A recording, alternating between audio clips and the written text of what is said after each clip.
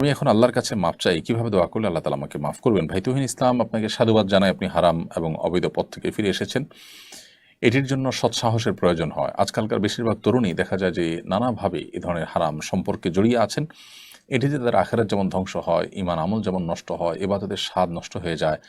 সেই সাথে তাদের মধ্যে ডিপ্রেশন কাজ করে, মানসিক অশান্তির কারণ হয় এবং এটি দুনিয়াতে সাময়িক সুখ দিলেও দুনিয়াতেই কিন্তু দীর্ঘমেয়াদী দুঃখের কারণ হয়, আর আখিরাতের শাস্তি তো রয়েছেই। তো এই জায়গা থেকে একজন যুবক, একজন তরুণ, একজন তরুণী হারাম সম্পর্ক থেকে আল্লাহর জন্য বের হয়ে এসে পুত পবিত্র বৈবাহিক সম্পর্কের জন্য তারা অপেক্ষা করবেন এবং সেই সম্পর্কের দিকে যাবেন, সেটি যাওয়া উচিত। তো আপনি আপনার হারাম রিলেশন থেকে বেরিয়ে এসেছেন, পূর্বের কৃতকর্মের জন্য আল্লাহর কাছে আপনি কায়মনোবাক্যে মাপ চাইবেন, চোখের পানি ফেলে লজ্জিত হয়ে অনুতপ্ত হয়ে নিজেকে ভৎসনা করে আল্লাহর নাফরমানি করেছেন, আল্লাহর অবাধ্য হয়েছেন, সেজন্য ক্ষমা প্রার্থনা করবেন এবং ভবিষ্যতে আর এই ধরনের গুনাহের কাজ আর করবেন না মর্মে সংকল্প করবেন ইনশাআল্লাহ বিদিনিল্লাহ।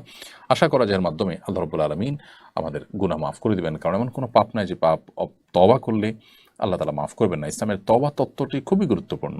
তওবা তত্ত্ব এটি আমাদেরকে সংশোধিত হতে শেখায়, এটি আমাদেরকে পরিমার্জিত হতে শেখায়, এটি আমাদেরকে কারেকশন করতে শেখায়। অতএব আত্মসমালোচনা করা এটা তওবা তত্ত্বেরই অংশ।